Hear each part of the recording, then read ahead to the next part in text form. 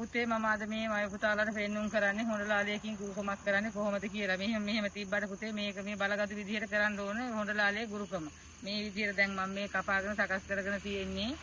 කාලහෝරාවක් බලලා ගිහිල්ලා හොඳ තැනකින් කපාගත්තු හොඬලාලයක් ගෙනල්ලා මේ තියෙන ගැහැණු රූපය, මේ තියෙන පිරිමි රූපය. ඉතින් මේවා වේලාවල් බලලා තමයි කපාගෙන තියෙන්නේ. පාන්දර 3 පහ වෙලා තමයි අපි මේ ගිහින් කපාගෙන ඇවිත් තියෙන්නේ. ඉතින් මය පුතාලාගේ කාලහෝරාවල් බලලා ඒ අනුව තමයි මේ දේ කරන්නේ. ඉතින් මේකට පුතේ අවශ්‍ය කරන බඩු මුට්ටු තියෙනවා. ඒ දේවල් හොයාගෙන කරගෙන තමයි මම මේ දේවල් කරන්නේ. මම පුතාලට අවශ්‍ය කරනවා නම් ගුරුකමක් කරනවා නම් හරියාකාරව කරන්න ඕනේ. මේකට ඉතින් 108 වාරයක්ද 10000 වාරයක්ද තව මේවට වැඩ කටයුතු කරන්න තියෙනවා. මේ දේවල් තීරණය කරන්නේ මම පුතාලගේ කාල හෝරාවල් අනුව පුතේ. ගුරුකම් කටයුත්තක් කරනවා නම් මේ වගේ පාළි ස්ථානයක් බලලා දියමංකරක් ගාව හරි සොහොන් කරකෝප්පුක හරි ඒ වගේ තැනක තමයි පුතේ අපි වැඩ කටයුතු කරන්නේ. හරියාකාරව වැඩ කටයුත්තක් කරනවා නම් මේ වගේ තැනක් තෝරාගෙන පාළි ස්ථානයක තෝරාගෙන තමයි අපි වැඩ කටයුත්තක් කරන්නේ.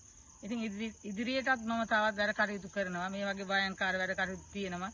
මම මේ දේවල් මම පුතාලට පෙන්නුම් කරන්න විශ්වාසයක් තියෙනවා නම් දුරකථන ඇමතුමක් දීලා මාව සම්බන්ධ කරගන්න පුළුවන් මම පුතාලට. ආයිබෝන් මෑණියනි. ආයිබෝන් පුතේ. එතකොට අපිට මෑණියෝ ගැන හඳුන්වලා දුන්නොත් මෑණියෝ කොහෙද? මම පුතේ ගල්ගොමුයි ධනවති මෑණියෝ කියන්නේ මට තමයි.